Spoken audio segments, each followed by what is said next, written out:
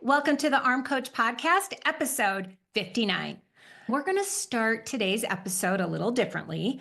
I want you to begin with a quick exercise. Take a moment and pause just for a second and think about your happiest memory. It could be anything. Maybe it was the birth of your child.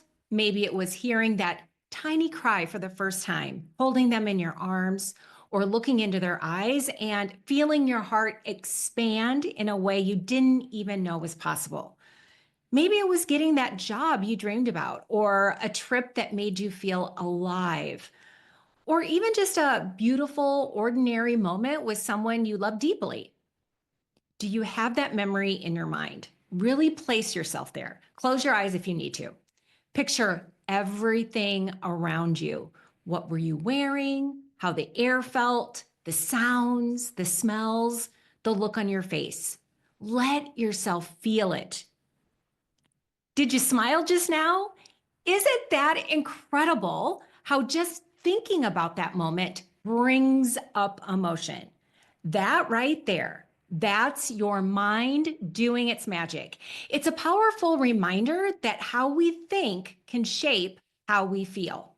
Now, for me, when I do this, I think about the birth of my children.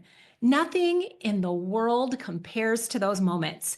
I didn't know that my heart could stretch that wide, or that time could feel both frozen and electric at once. And I'll be honest, I never spent a lot of time imagining what those moments would be like ahead of time. But when they arrived, they cracked me wide open in the best way. Pure love, pure presence. Here's the part that still amazes me. That feeling, that sense of joy and connection and wholeness, it didn't come from anything outside of me. It came from the way I was thinking in those moments.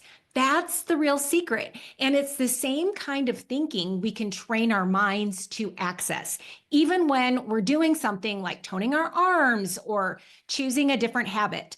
That feeling is always available. Today, we're going to talk about exactly how to tap into it on purpose. I want you to go back to that memory you were just holding in your mind, the one that made you smile, that lit you up. You got it?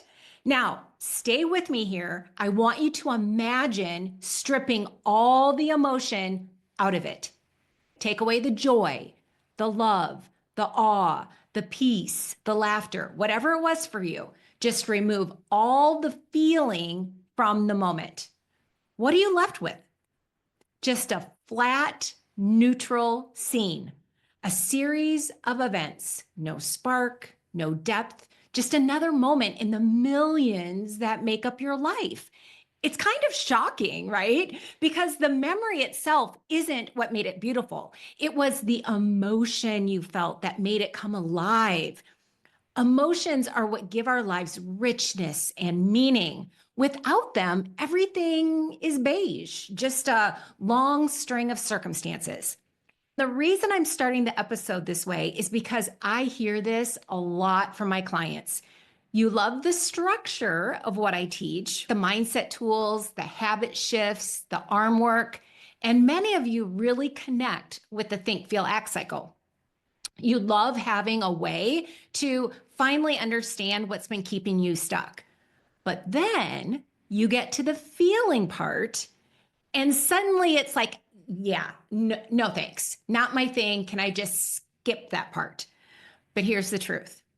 You can't create a naturally toned body or a strong habit or a deeply fulfilling life without working with your emotions. You don't actually want a life that's flat and numb. You don't want every moment to feel the same.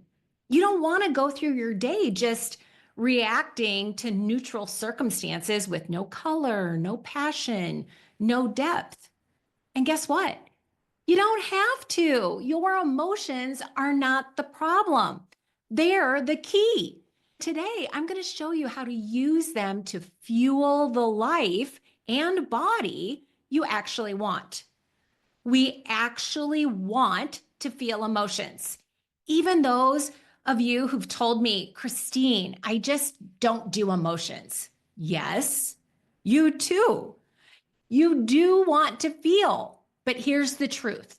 Underneath that phrase, when you say, I don't do emotions, what you're really saying is, I don't do negative emotions. And that is such an important distinction because I've never met a single woman who says, I'd be totally fine if I never felt joy again. No one's trying to erase laughter or excitement or love or pride. You want those. We crave those.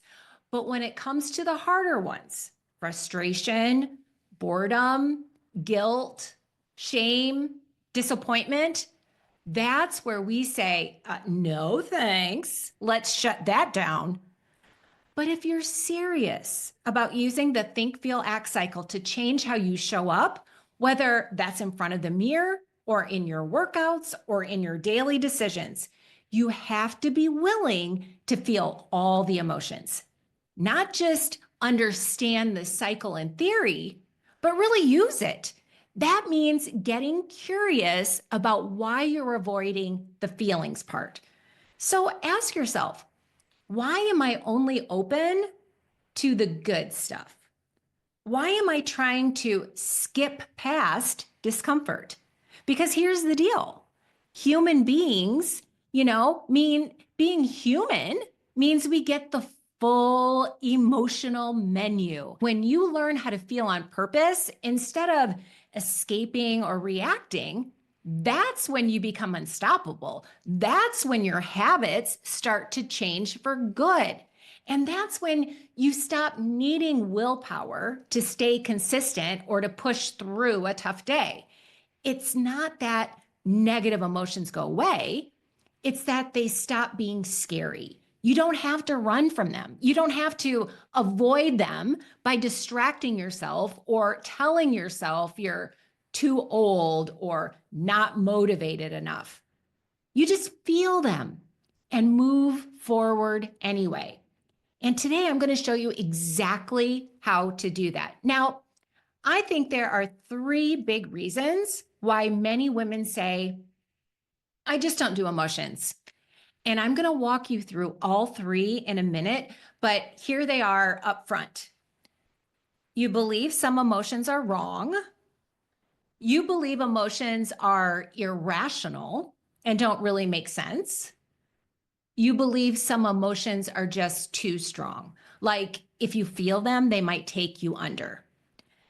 But before we dive into those, let's take a step back. Because if you're trying to change your habits, especially the ones tied to your body, your health, or your self-concept, you need to know what emotions actually are and why they matter so much in this process. And even if you've heard me say this before on the podcast, it's worth repeating because I'm asking you to look at emotions in a very different light than you may be used to. Let's get this clear. I use the words emotion and feeling interchangeably. The think, feel, act cycle could just as easily be called the think, emotion, act cycle, but it doesn't quite have the same ring to it. We will stick with think, feel, act. Here's what a feeling or emotion really is. It's a word we use to describe a state of mind that you can physically sense in your body. Things like happy, sad, bored, anxious, lonely, frustrated, motivated. Those are all emotions. And notice they're all one word. Now, this part is important. When you start using the think, feel, act cycle, you have to get good at separating your thoughts from your feelings. They're different. For example, if you think, I feel ugly, that's not actually an emotion. Ugly is a judgment. It's a thought. That thought might create the feeling of shame or embarrassment, but the feeling isn't ugly. You've got to learn how to make that distinction because once you do, you gain power. You stop being confused about why you're stuck or unmotivated or constantly starting over. You begin to see what's really creating your experience. And that's when real change starts to happen, not just in your arms, but in your life. Here's why all of this matters, especially if you're trying to change a long-standing habit. Understanding how you feel, being able to name and identify your emotional state is crucial if you want to create real, lasting change. Because let's be honest, most habits we're trying to break or shift, whether it's pouring a glass of wine, skipping a workout, grabbing something sweet, or zoning out on the couch, are quick and easy ways to change how we feel. So if you want to interrupt that habit loop, you have to know what emotion was driving the urge in the first place. Think about it. The moment you say no to an old habit, the moment you don't give in to the urge, you're probably going to feel a little restless, a little uncomfortable, maybe even anxious. That's totally normal. That's what it feels like to not escape a feeling the way you used to. Right there, you've got to be open to experiencing a negative emotion instead of trying to outrun it. Now, take it one step further.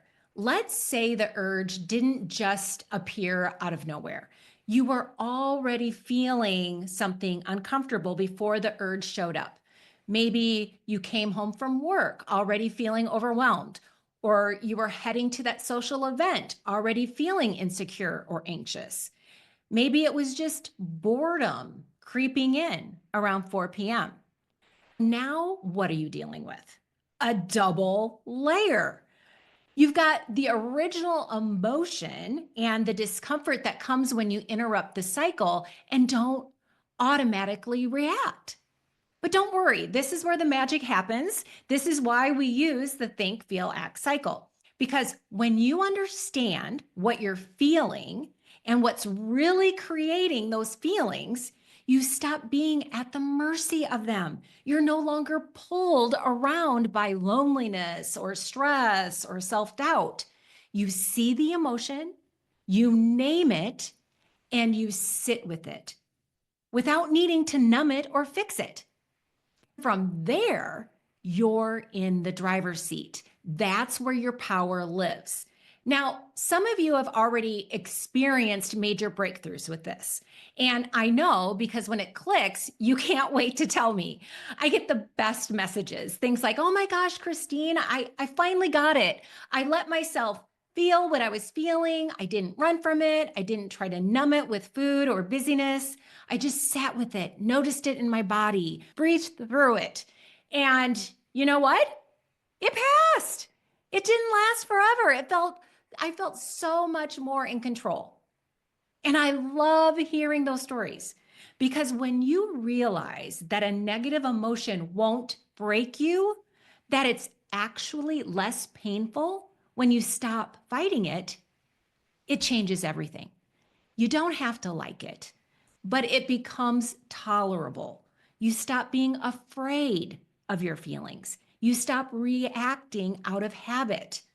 And that's when you step into real power.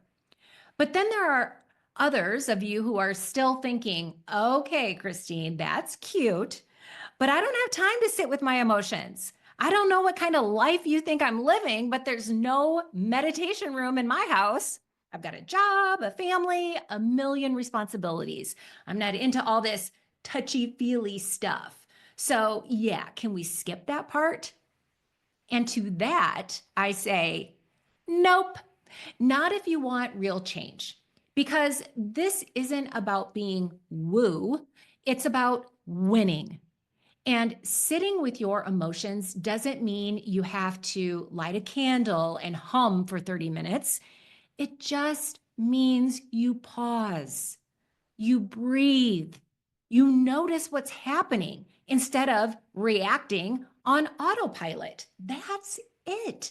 It's powerful because it's the key to no longer being driven by urges, cravings, excuses, or old patterns.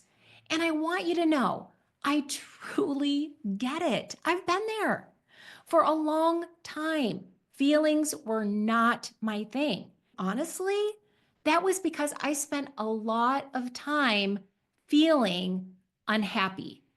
The idea of slowing down, sitting still, and actually feeling that unhappiness, it felt unbearable. Like, why would I do that on purpose? What did I do instead? I distracted myself, not just with food, though that was the main part of it, but with constant busyness and screen time. I was really good at staying productive. I'd work late, scroll my phone endlessly, take breaks I didn't need just to grab a snack, head to the coffee shop, grab something sweet, something salty, anything to fill the void. And when I finally got home, the TV went on and stayed on. I wanted that background noise, that distraction. I didn't want to be alone with my thoughts. And if that wasn't enough, I'd be glued to my phone, checking emails, scrolling social media, keeping myself constantly stimulated. On weekends, if I was feeling really low, I'd just sleep. I know it sounds silly, but sleep was one of my favorite escapes. It was a way to turn off the discomfort and slip into unconsciousness. Here's the thing, I started to realize that reaching for food or turning on a screen or zoning out with busyness, none of it was about actual hunger or rest or entertainment. It was about not wanting to feel what I was feeling. It was about numbing out from my own life. Now, I know some of you might be thinking, I hear you, Christine, but I don't think I'm avoiding emotions. I think I'm just tired, or it's just a habit. I like to snack while I watch TV or scroll before bed. It's just my routine. But let me ask you this. What would happen? How would you feel if you sat on the couch without grabbing a snack? Or if you went through an evening without picking up your phone or turning on the TV? What comes up? Would you feel bored, restless, maybe a little lonely or uneasy? That's the emotion you're trying to avoid. Whether you're trying to escape the negative emotion you're already feeling or avoid the one you think you'll feel if you change a habit, this is exactly why emotional awareness matters. Because if you want to stop overeating, stop zoning out with screens, or start showing up differently for your body, you've got to start noticing what you're feeling before the habit kicks in. Once you do that, that's when real change becomes possible. Let's talk about the first belief that tends to hold people back when they say, I don't do emotions. It's this one, the belief that certain emotions are wrong. This shows up in all kinds of ways. I hear things like, I just don't think good people should get angry. I should be above this jealousy. It's so petty. I don't want to admit I feel sad. It feels weak. Everyone expects me to be happy. I don't want to be a downer. Can you relate to that? Here's the truth. Emotions are just emotions. Full stop. There's no such thing as a bad emotion. But the reason so many of us believe that there is because we've been trained, especially as women, to judge certain feelings as signs of weakness, selfishness, or failure. You think feeling angry means you're out of control. You think feeling jealous makes you a bad person. You think feeling sad means you're not strong.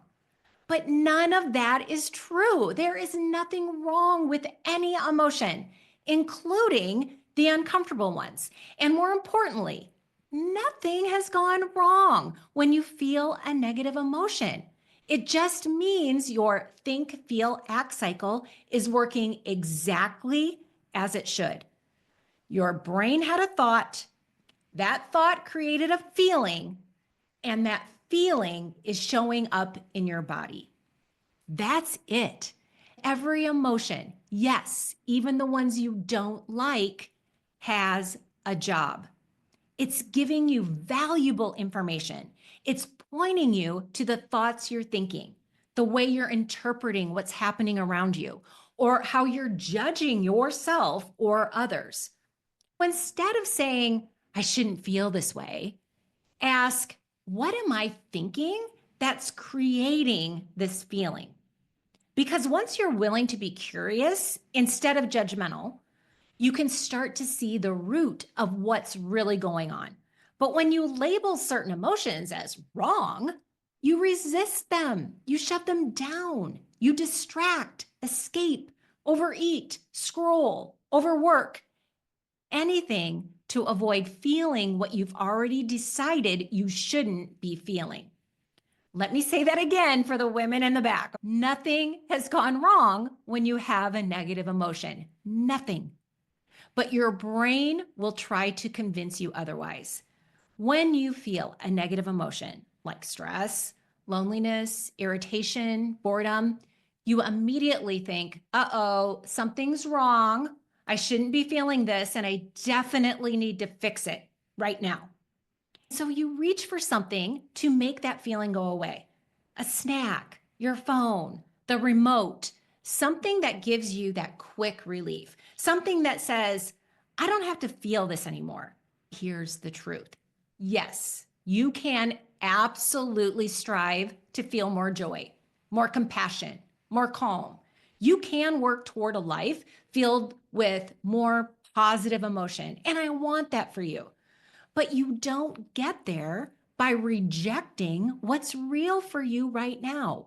You don't get there by saying, I just don't do anger or sadness. Nope, that's not me. That's not how this works. You create more peace by being willing to feel it all, the full range. You become stronger and more emotionally free when you stop labeling your emotions as problems and start treating them as messages, clues that point back to your thoughts. That's what the think, feel, act cycle is for. It helps you see what's going on so you don't have to guess or react on autopilot. Which brings me to the second belief I want to talk to you about, the one that also gets in the way of emotional growth. The belief that emotions are irrational. Or maybe you take it even further and think all emotions are irrational. So we tell ourselves things like, this doesn't make sense, or I'm being too sensitive, or that person's reaction is totally out of proportion. And we dismiss it, our own or someone else's, as something silly or illogical. But here's why so many of us feel this way. No one ever taught us how emotions actually work.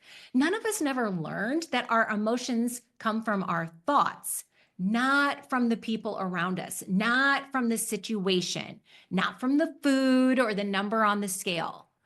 Without a framework, emotions just seem like these mysterious things that show up out of nowhere, like a storm rolling in. No warning, no pattern, no explanation. When we don't understand our own emotional patterns, it's nearly impossible to make sense of someone else's. So we judge, we pull away, or we try to fix them or ourselves as fast as possible. Here's the good news. Emotions do make sense, every single one.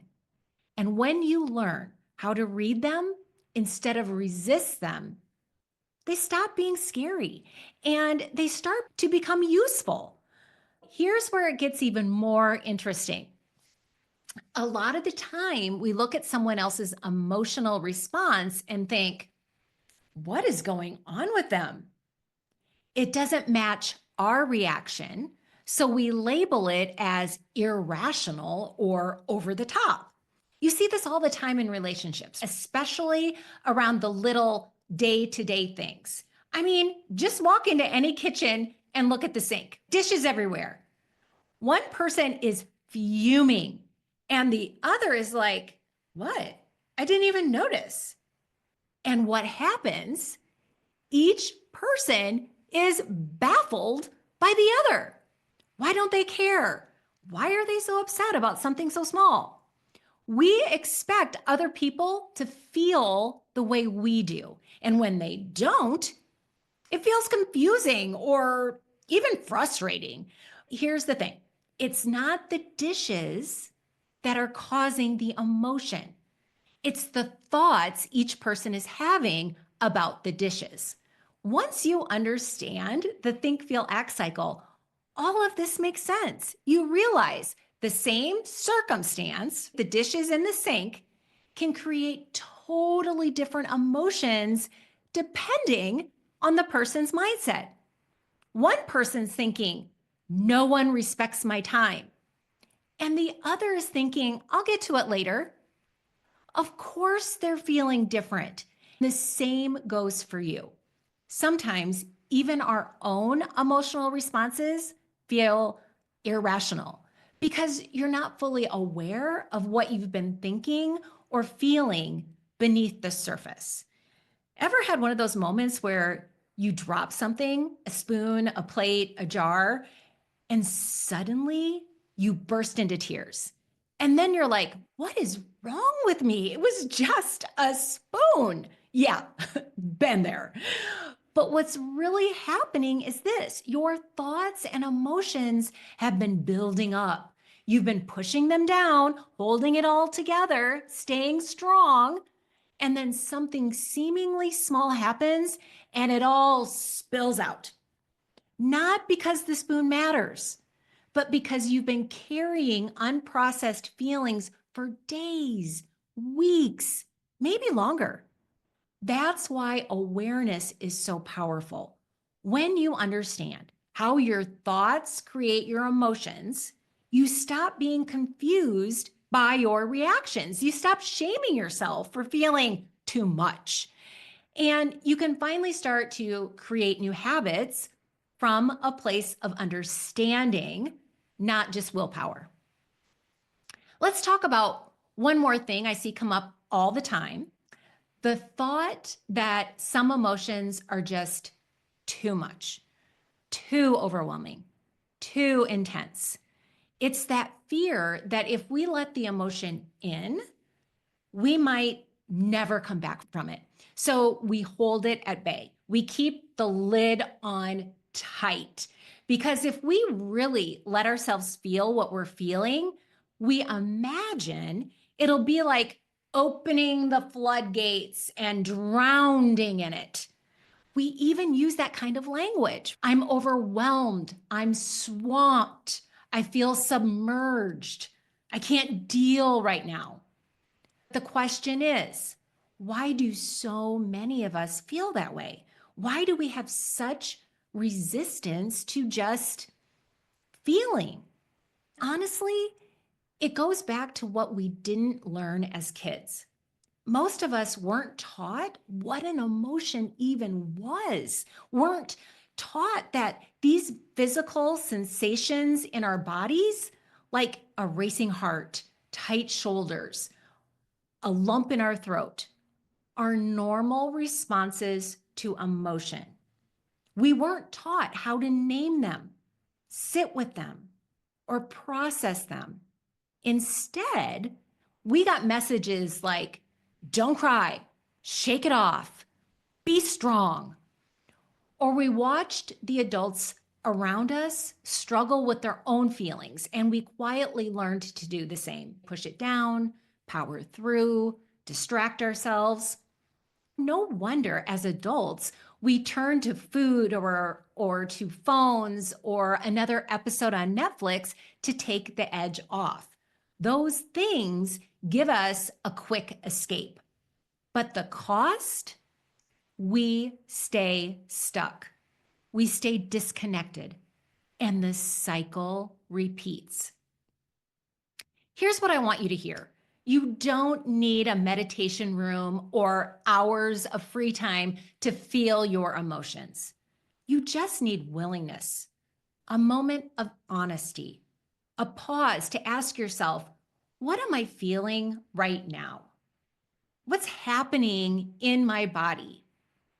That's it. Yes, it can feel uncomfortable at first, especially if you're used to numbing instead of noticing. But you can do this. You can build this skill. You can ask, where do I feel this tension? Is it in my chest, my shoulders, my jaw? Am I clenching? Am I slouched? What's my breathing doing? My heart rate? When you start observing instead of avoiding, you create space. You give yourself a moment to decide, not just react. And that is everything. Because when you do this, you'll see the emotion isn't dangerous. You don't have to eat to quiet it. You don't have to scroll to escape it. It will pass, especially if you stop resisting it. Here's the best part. Your emotions are not the enemy. They're your way out. They're how you begin to unravel old habits and build the kind of life and body you actually want. Be open, be willing, be brave enough to feel it all, the good and the hard. Because living a fully expressed, naturally toned, deeply fulfilling life, it's never neutral. And you don't want it to be. All right, my friends, that's what I've got for you today. Keep sending me your messages because I know once this clicks for you, you're going to want to tell me. And I can't wait to hear about it.